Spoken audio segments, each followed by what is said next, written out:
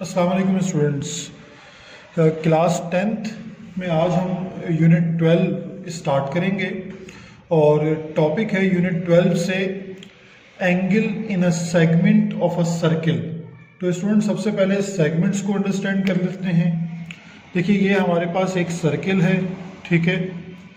इस सर्किल में अगर हम जो सेगमेंट्स को अंडरस्टैंड करना चाहें तो सेगमेंट से मुराद ये है कि अगर देखिए ये मैं इसको दो पार्ट्स में डिवाइड कर लूँ, ठीक है।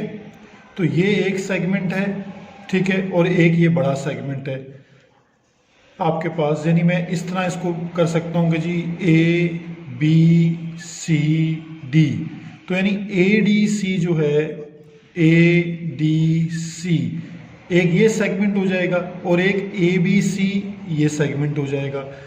तो अब आपको खुद क्लियर होगा कि माइनर सेगमेंट कौन सा है, यानी माइनर आर्क कौन सा है वो एडीसी है और मेजर आर्क कौन सा है वो एबीसी है, ठीक है।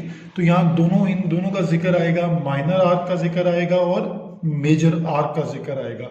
तो हमारे पास यहाँ इस चैप्टर से दो थ्योरम इंक्लूडेड हैं, यानी theorem 1 and 3 from chapter number 12। और चैप्टर नंबर 12 का जो टॉपिक है वो है angle in a segment of a circle. तो हम पहले डिस्कस करेंगे इसका theorem number 1। Text book page number है 212 यानी 212। थ्योरम नंबर 1 की स्टेटमेंट देखें, मैं आपके साथ एक्सप्लेन भी करूंगा फिर इसको। The major of a central angle of a major arc of a circle is double that of the angle subtended by the corresponding major arc।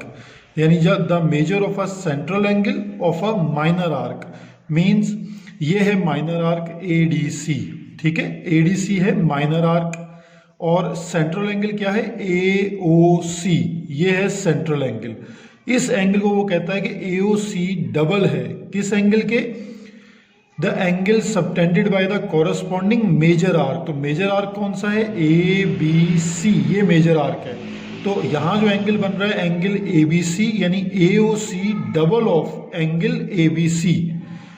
देखें गिवन क्या है ए सी, यानी ये इसको आप ए डी सी भी लिख सकते हैं, ठीक है। ए डी सी या A C is an arc of circle with centre कहाँ है ओ।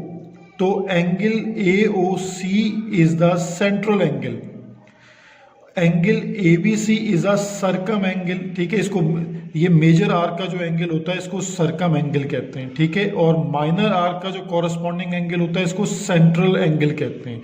यानी ए ओ सी जो है वो क्या कहलाएगा सेंट्रल एंगल, और एंगल ये जो आर्क है ए बी सी इस पर जो एंगल बन रहा है एंगल ए बी सी ये कहलाएगा सर्कम एंगल। तो हमें क्या प्रूफ करना है कि central angle AOC is double of angle ABC। तो ये देखिए angle measurement angle AOC is equal to twice of measurement angle ABC। तो स्टूडेंट्स हमने कंस्ट्रक्शन में क्या किया, join B with O and produce it to meet the circle at D। यानी हमने अपने सेंटर को B से मीट किया और इसको इस तरह एक्सटेंड कर दिया कि ये एक डायामीटर बन गया। यानी हम कह सकते हैं कि BD is the diameter of a given circle. अब स्टूडेंट इसमें नेमिंग कर लीजिए जो एंगल्स बन रहे हैं उनकी।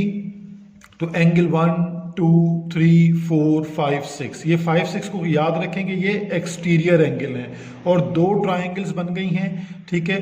तो ट्राइंगल हमारे पास क्या बन रही है ओ ए बी एक ट्राइंगल, ओ सी बी दूसरी ट्राइंगल, या इसको इस तरह रीड कर लें ओ बी ए और ओ बी सी, ठीक है। किसी भी तरह इसको रीड कर लें, ये दो ट्राइंगल्स हैं। अब स्टूडेंट देखें, अगर आप पहले एक ट्राइंगल को और से देखें, हम बात कर रहे हैं इस ट्राइंगल ओ ए बी इस ट्राइंगल की। तो आप पिछले चैप्टर्स पढ़ चुके हैं, उसमें आपको याद होगा कि सेंटर से सर्कमफेरेंस तक का डिस्टेंस होता है रेडियस। इट मीन्स कि O टू A रेडियस है और O टू B भी रेडियस होगा, क्योंकि दोनों ही सेंटर O से लेकर सर्कमफेरेंस तक A का डिस्टेंस है, सेंटर O से लेकर B सर्कमफेरेंस तक again distance, both distances are equal क्योंकि बोथ आर रेडियाई। तो हम जब दो साइड्स किसी ट्रायंगल की दो साइड्स बराबर हों तो उनके ओपोजिट एंगल्स यानी 1 और एंगल 3 को भी क्या होना चाहिए, बराबर होना चाहिए। तो देखिए angle number 1 is equal to angle 3, equation number 1। What is the reason? Angle opposite to equal sides in triangle OAB। Next same similar reason है कि 2 and 4 are also equal because OC length equal to OB length because both are radii. तो 2 and 4 equal angle opposite to equal side in triangle OBC। अब student एक नया concept है, वो है exterior angle का। तो 5 एक्सटीरियर एंगल है, यहाँ 6 भी एक्सटीरियर एंगल है, और एक्सटीरियर एंगल की डेफिनेशन क्या होगी? Sum of opposite interior angle. Exterior angle is equal to sum of opposite interior angle, यानी 5 angle 5 is equal to angle sum of angle 1 plus angle 3। ये इक्वेशन नंबर 3 देखें, angle 5 is equal to angle 1 plus angle 3। External angle is the sum of internal opposite angle. Similarly हम यही काम 6 के लिए करेंगे कि एंगल 2 प्लस एंगल 4 को सम कर देंगे, तो एंगल 6 जो है वो 2 प्लस 4 का सम हो गया। अब स्टूडेंट इक्वेशन नंबर 3 और 4 को हमने जो है, अब यहाँ हमने एक वर्किंग ये की है कि जो एंगल 5 है, ठीक है, एंगल 5 क्या है? एंगल 1 प्लस एंगल 3 का सम है, लेकिन 1 एंगल किसके इक्वल है? 3 के। तो मैं 1 की जगह पे क्या रिप्लेस कर सकता हूँ? 3। ये देखें एंगल 5 को हमने दोबारा लिखा, angle 3 plus angle 3 means twice of angle 3। Similarly angle 6 की इक्वेशन के लिए हम एंगल 2 को रिप्लेस कर देंगे एंगल 4 से।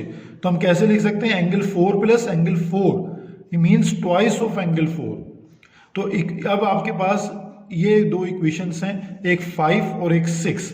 यानी 5 में हमने एक्सटीरियर एंगल को कैसे लिखा है? Twice of angle 3। और एंगल 6 में कैसे लिख रहे हैं हम? Twice of angle 4। तो नाउ हम इनको ऐड कर लेंगे 5 और 6 को, यानी इक्वेशन नंबर 5 और 6 को ऐड कर लें।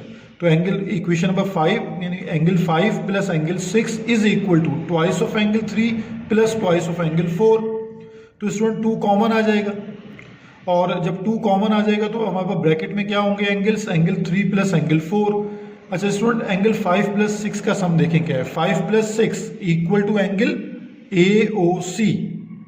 एंगल यानी 5 और 6 को अगर ऐड कर लें तो एंगल क्या बनता है? AOC। इसी तरह 3 और 4 को ऐड कर लें तो एंगल क्या बनता है? ABC।